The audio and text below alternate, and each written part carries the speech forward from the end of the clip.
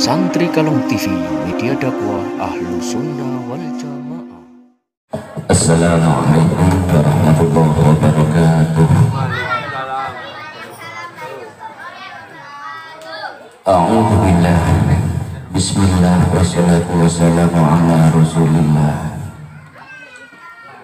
Sayyidina Muhammad ibni Abdillah wa ala alihi wa sahbihi wa mawalah. Wala hawla wala quwwata illa billah. Subhanaka la ilma lana illa ma 'allamtana innaka antal alimul hakim. Rabbi israh li sadri wa yassir li amri wahlul 'uqdatam min lisani yafqahu qawli. Amma ba'd.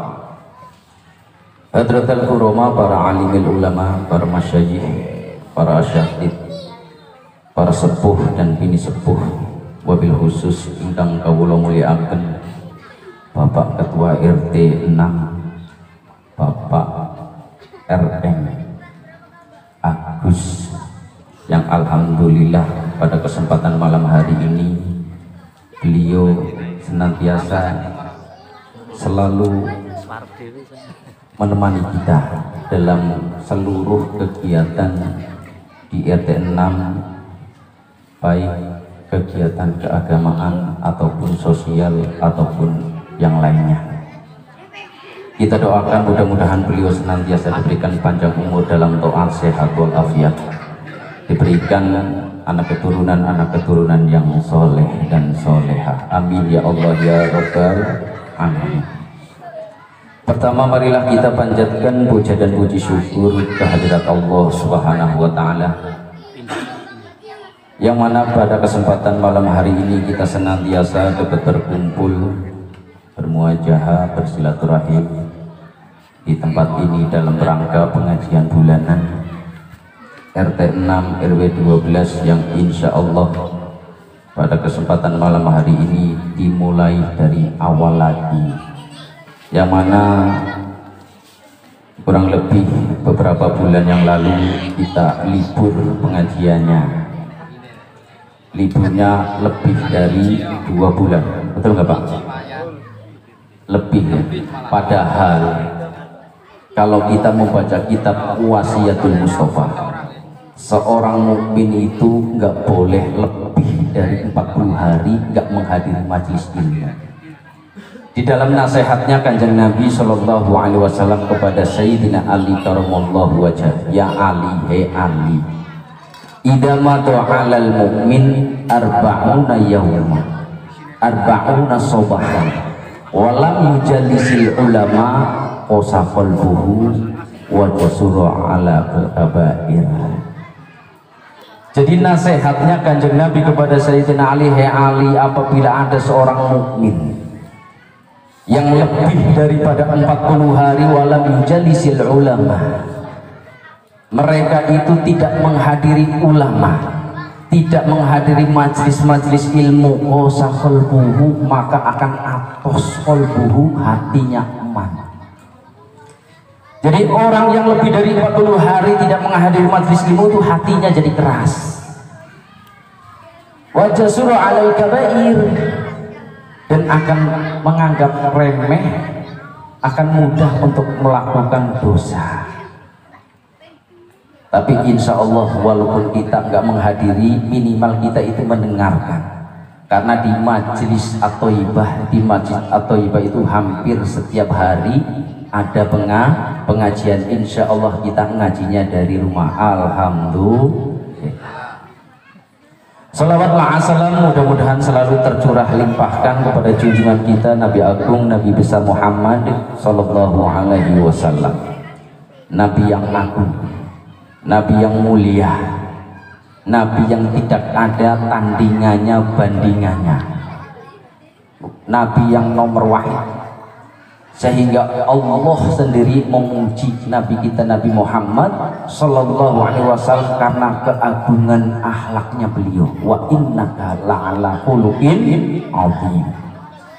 Itu pujian Allah kepada kekasihnya, kepada Nabi kita, yaitu wahai Muhammad, sungguh engkau telah benar-benar berbudi pekerti yang luhur. Mudah-mudahan kita bisa mengikuti daripada sunnah-sunnahnya beliau. Amin ya Allah ya Rabbal alamin. Masyarul hadirin yang dirahmati Allah Subhanahu wa taala, nuwun sewu niki Pak RT. Kula tadi request kali Pak Ustadz Ahmad nyuwun langsung mawon. Soalnya kula badhe nang RT 3 wonten acara khitanan pengajian.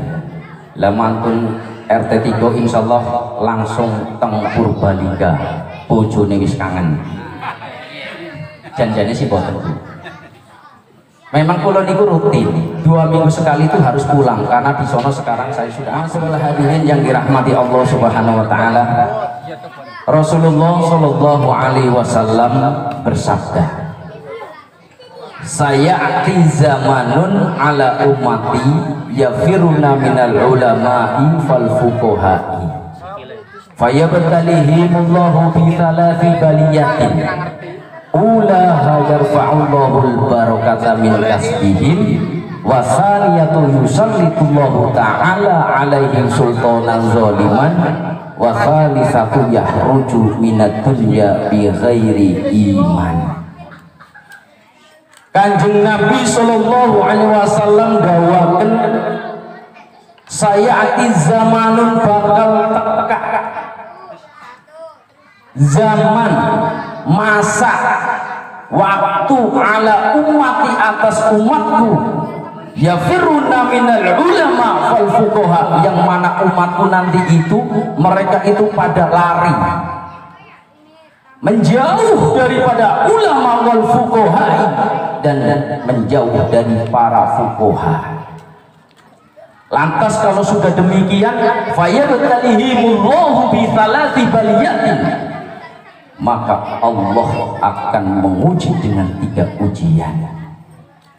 Jadi masyaallah hadirin yang dirahmati Allah Subhanahu wa taala, hati-hati. Jangan sampai kita itu jauh daripada ulama, karena al ulama warasatul anbiya. Kita tidak pernah berjumpa dengan Nabi, tidak pernah menatap wajah Nabi, tidak pernah memandang Nabi, tapi para ulama yang akan meneruskan pergerakan perjuangan para nabi, termasuk Nabi kita Nabi Muhammad sallallahu alaihi wasallam. Jadi jangan sampai kita menjauh daripada ulama. Dikatakan bahwa ketika orang beramai-ramai menjauh daripada ulama, Allah akan memberikan 3 ujian. Mana ujian yang pertama? Ulaha yarfa'ullahul barakata min kasbihi. Yang pertama itu Allah akan mengangkat daripada keberkahan usahanya. Allah akan mengangkat daripada keberkahan hidupnya. Masyarul hadirin wal hadirat rahimakumullah. Saya yakin khususnya yang hadir di sini itu pengen hidupnya barokah. Leres mboten Pak? Semua itu pengen barokah hidupnya. Wah, aku gaji cilik rapopo. Masyarul hadirin yang dirahmati Allah Subhanahu wa taala. Jadi Allah akan mengangkat keberkahan daripada hidup kita, usaha kita. Insya Allah semua yang hadir di sini pengennya berkah hidupnya. Bu, nuwun sewu niku. Berkah niku napa niku? Berkah niku kata Imam Al-Ghazali, al barakatu siyadatul khair. Berkah itu bertambah kebaikan. Atau al barakatu tuzidukum fit ta'ah. Berkah itu ente kalian itu bertambah taat marang Gusti Allah. Bukan berkah itu tambah hartane, tambah dunyane, bukan. Bu, nuwun sewu niki, Pak. Berkah itu tidak bisa diidentikan dengan hidup yang sehat saja. Orang yang sehat berarti berkah. Orang yang nggak pernah sakit berarti berkah hidupnya. Bu, nuwun sewu niki, Raja Firaun pilek aja itu mboten nate. Raja Firaun itu mboten nate gerah, nggak pernah sakit Raja Firaun. Apa hidupnya berkah? Tidak. Ya, hidupnya kufur. Jadi berkah itu bukan karena sehat saja, yang sakit pun bisa jadi berkah. Contohnya sinten? Nabi Ayub alaihi salam. Nabi Ayub sakit nyampe diasingkan, nyampe dikucilkan, tapi sakitnya Nabi Ayub alaihissalam menjadikan beliau semakin taat marang Gusti Allah lan iki barokah. Bu, Pak, barokah itu tidak identik dengan panjang umur saja. Yang pendek umurnya pun bisa jadi umur yang barokah kalau umur itu digunakan untuk taat, untuk beribadah kepada Gusti Allah. Percuma kita diberikan panjang umur kalau panjang umur kita itu digunakan untuk bermaksiat kepada Allah. Na'udzubillah, na'udzubillah. Ada seorang Arab Badui mendatangi Rasulullah. Ya Rasulullah, man khairun nas? Wahai Rasulullah, aku akan bertanya, man khairun nas? Siapakah orang yang terbaik? Kata Nabi, man tola umruhu wa hasuna amaluhu. Orang yang terbaik adalah orang yang panjang umurnya tapi baik amalnya. Wasarun nasi mantola umruhu wasa'a amaluhu. Dan seburuk-buruk menungso yaitu wong kang panjang umurna tapi jelek amalnya. Jadi panjang pendek umur itu bukan alamat, bukan tanda bahwa umurnya barokah. Mau panjang umurnya kalau dia itu bermaksiat kepada Allah tidak barokah. Mau pendek umurnya kalau dia taat sama Allah, maka insya Allah menjadi umur yang barokah. Banyak ulama-ulama kita, guru-guru kita, nuwun sewu. Al-Habib Munjir, Allahu yarham, Ustadz Arifin Ilham, terus Ustadz Jeffrey, terus Ustadz Syekh Ali Jabir. Beliau itu rata-rata 40 tahun beliau diambil, dipanggil oleh Allah karena memang Allah sayang kepada mereka. Tapi beliau nyampe detik ini namanya masih indah, namanya masih terkenang. Sebagian bahkan semua umat Islam yang ada di Indonesia barokah. Hadirin yang dirahmati Allah Subhanahu wa taala. Dan tanah yang barokah, tanah yang barokah itu bukan tanah yang subur tanahnya, panoramanya indah, pemandangannya indah, bukan. Bu, di Bali itu nggak indah gimana itu? Indah nih Pak, lautnya indah, pemandangannya indah, wongnya juga indah-indah karena orang katokan. Itu di Bali. Apakah Bali itu banyak orang taat kepada Allah? Wallahu a'lam bishawab. Ya. Jadi tanah yang barokah itu bukan tanah yang subur, yang indah dipanam, bukan itu saja tuh. Buktinya apa Bu? Tanah Mekah. Tanah Mekah itu tandus, kering, pasir tok. Tapi barokahnya tidak ada yang nandingin. Ya, bahkan tanah yang diberkahi oleh Allah, nggak ada saingannya, masya Allah. Jadi, ya, terus Bu, makanan nih, makanan yang ada di hadapan kita, makanan yang barokah itu bukan makanan yang banyak nutrisinya, banyak gizinya, lengkap 4 sehat 5 sempurnanya, bukan. Nih, ada kacang vitaminnya vitamin apa Bu? Wah, ini bukan ahli gizi yang nggak tahu, ya Bu. Tapi kacang insya Allah menyehatkan daripada gorengan, misalnya minyak kolesterol. Ya kan kalau kita hobinya makan minyak itu kolesterol. Kalau kolesterol tinggi udah, wah repot nih cek kolesterol, bekam segala macam. Loh, makanan yang barokah itu bukan terletak di situ. Tapi makanan yang barokah itu adalah memberikan bagi yang memakan makanan itu semakin semangat, semakin kuat ibadahnya, wiridnya, sholawatnya. Tuh contoh ibu-ibu ini kalau nggak di stop, saya bilang sama Pak Ahmad tadi, Pak malu diam, Pak Hinak saya mau ke RT 3. Kalau nggak di stop kayaknya nyampe pagi, saking semangatnya. Berarti yang dimakan itu barokah. Allahumma amin. Masya Allah. Jadi makanan yang barokah itu yang kalau dimakan sama yang memakan itu, yang memakan itu jadi tambah taat, tambah semangat ibadahnya, tambah semangat ngajinya. Itu makanan yang barokah. Bukan kalau makan terus kenyang terus tidur, wayanya ngaji tidur, bukan. Tapi bukan di sini, di sono jauh. Ini masalah hadirin yang dirahmati Allah Subhanahu wa taala. Kemudian ini saya singkat saja, sebenarnya banyak contohnya, tapi saya singkat. Contohnya terakhir anak. Nih, anak kita punya anak ya. Nih, anak yang barokah. Itu bukan anak yang kalau masa kecilnya itu imut, lucu ya. Kita kan punya anak lagi kecil, anak aku imut, lucu, gemes, padahal mah ya nggak tahu dah. Kan kadang-kadang gitu. Ya anaknya sendiri, bebek silem. Awaknya dewek, anaknya dewek jadi alem. Begitu. Nah itu anak yang barokah itu bukan karena imutnya, bukan karena lucunya, bukan karena gemesinya, atau kelak sudah dewasa itu anak kita kalau sudah dewasa sukses, sarjana, S1, S2, S3, S-Kopior, S-Teler, bukan seperti itu, atau dia itu mendapatkan penghasilan yang besar, bukan. Tapi anak yang barokah itu adalah anak yang taat kepada Tuhannya, anak yang taat, yang rajin beribadah, dan anak yang tidak ada henti-hentinya mendoakan orang tuanya. Ini anak yang barokah. Makanya itu kita punya anak, didik walaupun masih belum paham, didik terus. Kita mah jadi orang tua udah jangan bosan-bosan. Saya sendiri anak saya nggak karuan-karuan, tapi saya berusaha ya, kita pondokin, kita sekolahin, begitu Pak, biar anak kita itu barokah. Begitu, bukan jadi orientasinya itu oh ini harus anak kita itu harus S1, kalau sudah S1 nanti harus jadi pegawai bank misalnya, atau harus jadi anggota dewan. Tidak seperti itu ya.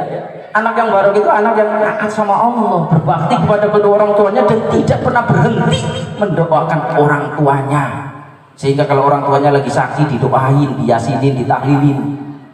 Coba kalau anak kita nggak pintar ngaji Pak, nuwun sewu, kita lagi sakaratul maut, anak kita itu bingung, aduh bapakku lagi sakaratul maut piye nggak iso ngaji, yasin ra iso, tahlil ra iso. Akhirnya dia karena punyanya gadget, punyanya handphone, di foto bapaknya cekrek, dikirim di grup, mohon doanya buat bapak saya yang lagi sakaratul maut, karena nggak pintar ngaji, pintar itu main WhatsApp tok. Dan ini makanya dari sekarang anak kita itu ajar ngaji. Ibu, bu, gini apa mantan bu? Saya ngomongnya Jawa ya, campur Jawa, karena saya lagi latihan bahasa Jawa. Karena kalau di sono kalau nggak pinter bahasa Jawa nanti ora payu. Bukan ora payu, saya ngarepin amplop, bu. Saya ngaji di sono itu nggak pakai amplop, karena ini ikutin guru saya. Begitu, ngikutin guru saya. Yang penting ngaji, karena saya dulu itu pertama di Cikarang ini dulu. Saya mau ketika saya udah apa namanya dikeluarkan di PT yang pertama, bukan Epson, saya itu doa sama Allah, ya Allah, kalau engkau masih berkehendak saya di sini, tolong ya Allah, saya mohon didekatkan dengan orang-orang soleh. Ternyata benar, saya dapat panggilan di Epson. Padahal yang nggak nyangka, panggil di Epson ketemu orang-orang soleh di sana, benar.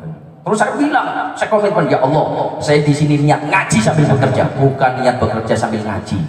Itu niat saya dulu itu. Ya alhamdulillah sampai sekarang alhamdulillah masih diparingi nikmat ngaji. Alhamdulillah, masya Allah. Lah kita itu nggak dapat berkah yang kayak tadi itu. Kalau kita itu nggak mau dekat dengan ulama, nggak mau merapat dengan orang-orang fuqaha, kita jauh dari ulama. Berarti kita jauh dari keberkahan. Kemudian yang kedua, kalau kita lari daripada ulama, wasaniyatul musallitullahu ta'ala alaihim sultanan zaliman. Yang kedua itu, kalau kita lari dari ulama, jauh dari ulama, Allah akan menghadirkan, Allah akan menjadikan para pemimpin-pemimpin yang zalim. Jadi kalau ada pemimpin zalim, jangan disalahkan pemimpinnya, kita introspeksi diri. Ya. Kalau diurut panjang, kalau diurut panjang. Kok iso? Ya iso. Kalau kita jauh dari ulama, berarti jauh dari arahan ulama. Ya wis nyoblos, kalau wis ono duitnya ya tak coblos. Kalau ono duitnya ya tak coblos. Nah ini bahaya yang seperti ini. Tapi kalau ulama memberikan solusi, cari yang amanah, cari yang jujur, begitu ya. Jadi kalau kita jauh dari ulama, Allah akan menjadikan pemimpin yang zalim, pemimpin yang apabila dia bicara dusta, pemimpin yang apabila dia berjanji ingkar, pemimpin yang apabila diberi amanah dia khianat. Dan ini yang ketiga, Yang ketiga wasal satu yakhruju minad dunya bi ghairi iman. Nah, yang ketiga paling bahaya, Pak.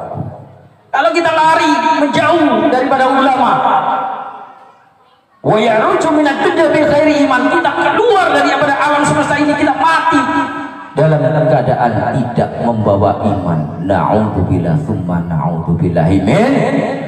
Ya Allah, ini bahaya. Ya. Penentuan orang itu sukses atau tidaknya itu ketika akhir hayatnya. Kalau akhir hayatnya dia membawa la ilaha illallah, dakhalal jannah, masuk surga.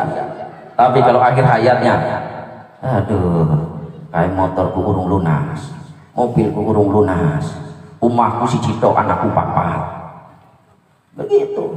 Ya wallahu a'lam, kita kan nggak tahu.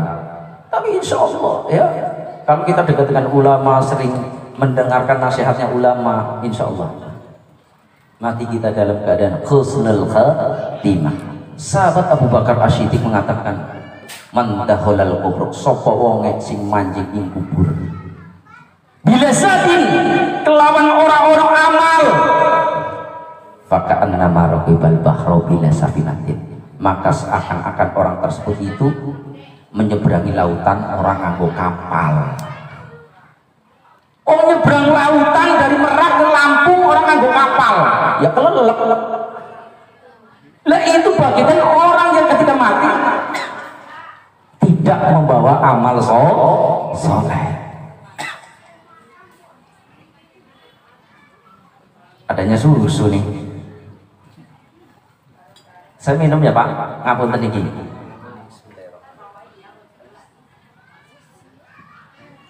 Dan ini Pak, hidup kita itu di dunia itu singkat, jangan disia-siakan. Singkat ya, kata Nabi itu cuman sebatas kita itu numpang ngombe, tuh numpang ngombe ya.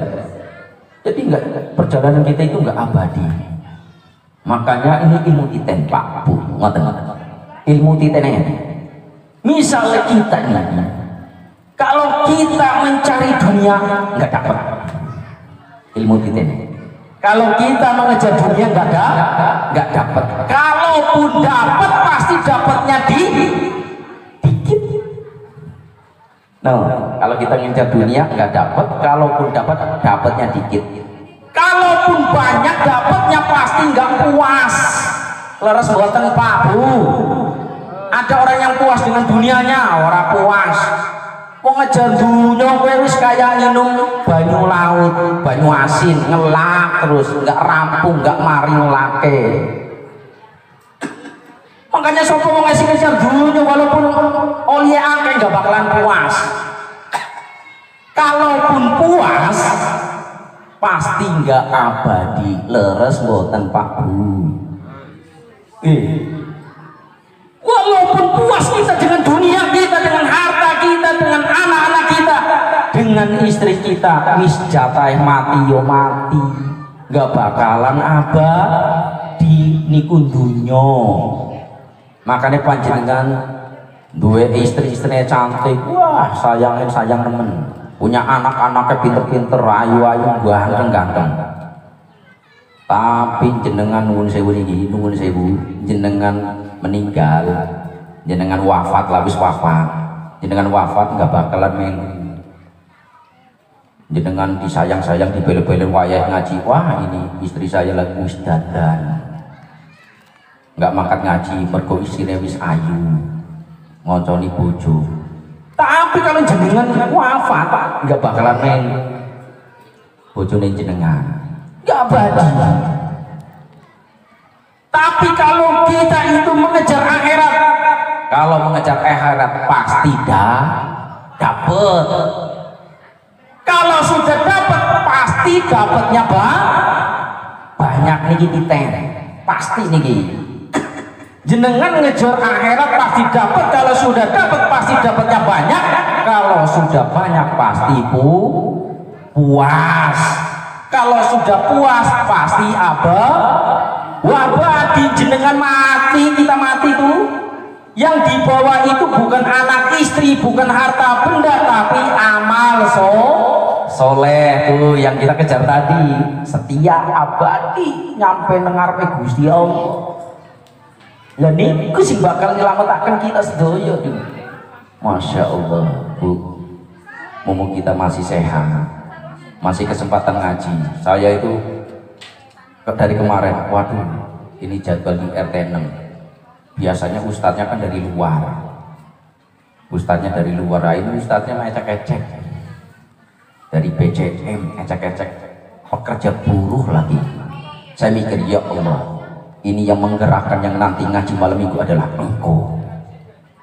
Bukan karena ustadznya, bukan karena pembicaranya, bukan karena yang undang, tapi karena yang menggerakkan adalah Allah. Seperti itu saya doakan. Itu. Makanya di dalam suatu undur makola wala tangdur makola. Lihatlah apa yang disampaikan. Yang disampaikan bagus, ambil. Yang disampaikan jelek jangan diambil. Wala tangdur mankola, jangan engkau lihat siapa yang menyampaikan. Begitu. Kalau melihat yang menyampaikan, wah nanti kita nggak ngaji-ngaji, nggak bakalan urip kita itu berkah. Jadi masyaallah hadirin yang dirahmati Allah Subhanahu wa taala, terakhir. Udah jam 10 kurang 5. Saya janjinya setengah 10. Terakhir Pak. Nih, kalau ada kisah, saya tutup dengan kisah. Ada seorang yang kaya raya. Ada orang yang kaya raya, tapi dia itu lama-lama suntuk dengan kekayaannya. Bosan dengan dunianya. Yang tadinya ngaji karena dia kaya, disibukkan dengan hartanya. Yang tadinya suka berjamaah ke masjid karena dia kaya, disibukkan dengan hartanya. Akhirnya yang tadinya ngaji nggak ngaji, yang tadinya ke jamaah ke masjid nggak ke jamaah, dia suntuk, mengalami titik jenuh. Setelah itu dia apa? Buang hartanya, disedekahkan, biar hartanya entek, biar hartanya habis. Tapi kan kata Rasulullah, mana kosopalu min sodaqah, tidak akan berkurang harta kita dengan sedekah. Nah ini orang ini dibuang hartanya, disedekahin, tambah banyak, bukan habis malah tambah banyak. Pusing ini orang ini nih, karena nggak bisa berjamaah lagi, nggak bisa ngaji lagi tuh. Masya Allah. Akhirnya orang ini, wah saya mau ke silaturahim ke ulama. Akhirnya orang ini silaturahim kepada ulama. Beliau mengatakan, wah syekh, hartaku oke, hartaku banyak melimpah, tapi saya sudah bosan dengan harta saya karena saya itu yang tadinya ngaji saya nggak ngaji, yang tadinya saya ibadah berjamaah nggak ibadah berjamaah. Saya buang, sudah saya sedekahkan harta saya, tapi tambah banyak, saya pusing. Solusinya bagaimana syekh? Kata syekh, tidak mudah, nggak usah saya pikirin. Hartamu kasihin aja terus. Udah saya kasih harta saya, tapi tambah banyak. Jadi kalau begitu ente nggak usah mikirin hartamu, nggak usah mikirin bodohmu, nggak usah dipikirin. Wah saya nggak bisa. Harta kalau masih ada di rekening saya, harta kalau masih ada di tangan saya nggak bisa tenang. Saya kebingungan. Lah terus mau gimana? Ya mau saya kepengen miskin. Lah ini Pak, pengen miskin. Padahal udah kaya raya loh. Kalau kita pengennya kaya, tapi kita pengennya kaya yang dermawan, kaya yang rajin ngaji, kaya yang rajin ibadah berjamaah. Mau gimana? Mau saya miskin pokoknya, miskin lagi, biar saya nggak sibuk dengan harta saya, nggak sibuk dengan dunia saya.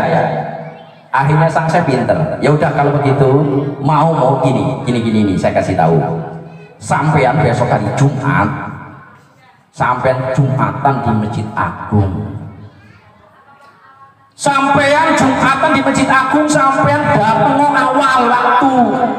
Sampai nengarep mimbar di depan mimbar duduknya.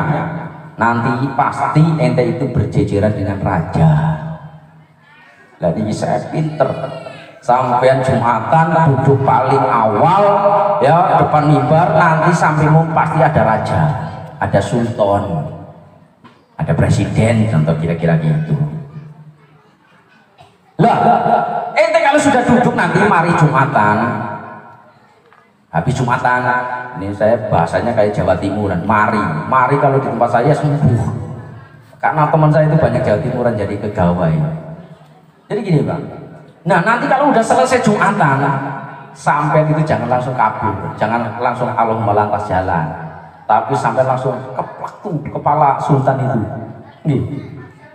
Pukul kepala sultan itu, insya Allah pasti kamu di penjara. Lah kalau kamu sudah di penjara, selamat, hartamu gak bakalan masuk penjara, sertifikatmu gak bakalan masuk penjara, ente tenang di penjara, udah ibadah zikir kalau Gusti Allah beres. Kata orang nih, wah gitu nih, top ini, benar ini. Akhirnya benar nunggu hari Jumat. Setelah hari Jumat datang, jam 9 kurang lebih datang ke masjid. Paling awal, paling depan. Wah, mana sang raja? Sang raja datang, bener duduk di sampingnya pas. Setelah sholat Jumat, khutbah, kemudian sholat Jumat selesai. Setelah sholat Jumat selesai langsung dipukul. Kepala. Langsung ajudan marah. Ditangkap orang itu. Nggak lama kemudian sang raja bilang, jangan. Orang itu jangan diapa-apain. Orang itu jangan dipenjara. Wahai raja, orang ini sudah sembrono karo sampean. Wong iki bakal arep mateni sampean. Lho, sampean salah. Wong iki justru menyelamatkan nyawaku. Wah, ini tanda-tanda ini. Orang yang ini yang ikut tampil itu justru menyelamatkanku walaupun geblak kepala saya. Loh, kenapa Tuan Raja? Kamu tahu kan? Bahwa ketika orang ini menggeblak, memukul kepala saya sehingga mahkota saya terjatuh, ternyata di dalam mahkota saya ada kalajengking yang akan menggigit saya. Sehingga ketika mahkota ini jatuh, kalajengkingnya pun jatuh. Maka wahai ajudanku, catat, separuh kekayaanku kasihkan kepada orang itu. Tambah kaya, stres meneh. Loh, kalau orang udah dijatahi kaya, yuk kaya. Kalau orang udah jatahnya miskin, arep nungsan jempali kepala jadi kaki jadi kepala nggak bakalan kaya. Dan ini ilmu titen ini. Ini Gus, terus buatan Gus, guru ini. Allah. Dan ini wah, wis jatahi kaya, yuk kaya pasti itu. Jatahnya pas-pasan yo pas-pasan Bu, makanya ojo pati ngoyo aman dunyo, dah ibadah sing rajin. Uripe kita terbatas. Dan itu ya, tapi orang itu ada yang makomnya itu ada dua makom. Ada yang orangnya nggak kerja tapi rezeki datang sendiri. Ada yang harus kerja dulu baru dapat rezeki. Makanya kalau kita makomnya itu yang kedua, kerja dulu baru dapat rezeki. Makom kita itu bukan makom yang nggak kerja dapat rezeki, beda. Ya, makanya ada dua makom. Kalau kita makomnya ikhtiar. Makanya kalau kita ditanya, Pak mau kemana? Mau cari rezeki, salah. Kalau cari belum tentu dapat, 70%-nya nggak dapat, 30%-nya dapat. Jadi gedean nggak dapatnya. Tapi kalau panjenengan, Pak mau kemana? Mau jemput rezeki, insya Allah kita dapat. Begitu, ini bahasa ya, doa, karena apa ucapan itu adalah doa. Jadi makom tadi ada dua, ada yang nggak kerja dapat rezeki, ada yang kerja dulu baru dapat rezeki. Kalau yang nggak kerja dapat rezeki, tingkatannya udah tinggi kayak Imam Malik. Imam Malik gurunya Imam Syafi'i itu tingkatnya udah tinggi. Nggak kerja dapat rezeki. Wa may yatawakkal 'ala Allah wa huwa hasbuh. Sapa wong sing pasrah karo Gusti Allah, yakin karo Gusti Allah, wa huwa hasbuh, Allah cukupkan. Kalau Imam Syafi'i berbeda pendapat dengan gurunya, nggak bisa guru. Nggak bisa guru. Kalau kita nggak usaha nggak dapat rezeki. Tapi Imam Syafi'i sama Imam Malik walaupun beda pendapat nggak jotos-jotosan. Nggak kayak orang sekarang, yang satu kunut, yang satu nggak kunut. Wah, nggak akur. Begitu Imam Syafi'i, Imam Malik antara guru dan murid berbeda pendapat. Akhirnya setelah berdebat berbeda pendapat, Imam Syafi'i pergi. Ketika pergi, lihat ada orang lagi panen anggur. Wah, ada orang panen anggur nih, saya mau daftar kerja. Wah, Tuhan, saya mau daftar kerja. Akhirnya Imam Syafi'i kerja. pagi sampai sore. Setelah sore selesai kerja, Imam Syafi'i dikasih 1 karung anggur. Wah, ini dalil saya nih. Dalil ini saya akan serahkan pada guru bahwa kalau kita usaha pasti akan dapat rezeki. Dipanggul nih, anggur itu dipanggul. Wahai tuan guru, ini saya mau bawakan dalil saya. Ini saya dalil saya itu. Saya dari pagi sampai sore kerja. Saya berusaha ikhtiar. Setelah itu saya dapat upah nih. Setelah itu ini upahnya buat sampean, buat panjenengan guru, silahkan dinikmati. Imam Malik ketawa. Senyum Imam Malik. Wahai muridku, wahai Imam Syafi'i, saya dari tadi cuma ibadah, ngajar toh. Saya dari tadi ngajar ibadah toh, tapi dalam hati cuma kertas, ya Allah, saya pengen anggur. Saya pengen anggur lagi panas-panas, makan anggur kayak seger. Tapi alhamdulillah sampean datengin saya anggur. Alhamdulillah, dua-duanya bener. Begitu Imam Syafi'i ya bener, Imam Malik ya bener. Kalau sekarang kalau udah nggak sesuai dengan kita, bukan aliran saya, sono. Bu nun saya niki. Kalau saya itu nggak pate gitulah, masalahnya kayak gitu. Saya itu ngajar di sono, di kampung itu ngajar di kalangan Ahmadiyah, di Muhammadiyah, biasa saja. Justru kita itu harus lebih elastis di dalam mengajak orang. Makanya ilmu yang barokah itu bukan ilmu yang banyak riwayatnya, banyak hafalannya, banyak catatan kakinya, tapi ilmu yang barokah itu adalah ilmu yang menjadikan seseorang itu berani menumpahkan keringatnya dan darahnya untuk beribadah kepada Allah dan berjuang di jalan Allah. Masyaallah hadirin yang dirahmati Allah Subhanahu wa taala, sebenarnya masih kepengen lama. Tapi karena saya sudah jadi amat travel sekitar jam 10:30, saya mau ke RT 3 juga dulu. Setelah itu ke Jawa, nuwun sewu, saya akhiri dulu nggih Pak, dilanjut sama Gus Ali. Ngapunten pilih wonten kula matur wonten kesalahan, wonten kelinta-kelintune kula nyuwun agung pangapunten. Mohon maaf kalau ada yang saya sampaikan ini yang salah, yang kurang pas, mohon dibukakan gitu, maaf yang sebesar-besarnya.